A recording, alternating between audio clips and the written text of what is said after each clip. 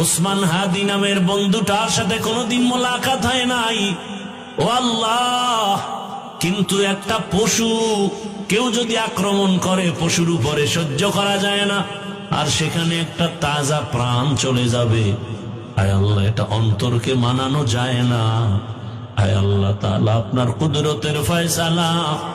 আয় আল্লাহ, আজকে শুনলাম তিনি দুনিয়াতে জিন্দা নাই। আয় আল্লাহ, তাকে শাহাদাতের মর্যাদা দান করেন। এরকম আমার কলিজার যত যুবক, তাদের নিরাপত্তার জন্য আপনি কুদরতের দরজা খুলে দেন রে আল্লাহ।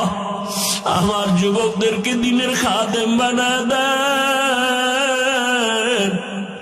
আয় আল্লাহ, প্রত্যেকটা যুবকের দেশের জন্য আপনি ঢাল বানায় দেন।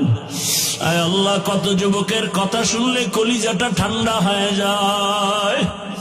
আমরা দিনের কাজ করি, দেশের কাজ করি, জনগণের পেছনে খেদমত করি এক লাইনে, আর আমার যুবক বাবারা কিছু আছে তারা ভিন্ন লাইনেই দেশের জন্য কাজ করেন, জনগণের জন্য কাজ করেন। আয় আল্লাহ, দেশের দরদি, জনগণের দরদি, দ্বীনের দরদি যারা, কুদরতে তারা তাদের হেফাজত করেন। আল্লাহ, আপনি ছাড়া আমাদের আপন কেউ নাই, আপনি ছাড়া আমাদের নিরাপত্তা দেওয়ার কেউ নাই। হায় আল্লাহ, ফেরেশতার দ্বারা নিরাপত্তার ব্যবস্থা করে দেন আল্লাহ। আর যেন কানে না শুনি, যুবক নাই, তাজা প্রাণ ঝরে পড়েছে।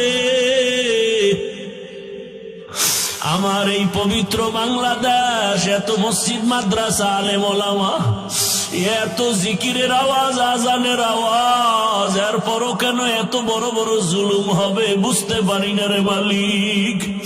ও আল্লাহ, গুনার কারণে বেজার হইয়েন না, হেদায়াতের নূর দিয়া সিনাটা ভরপুর করে দেন।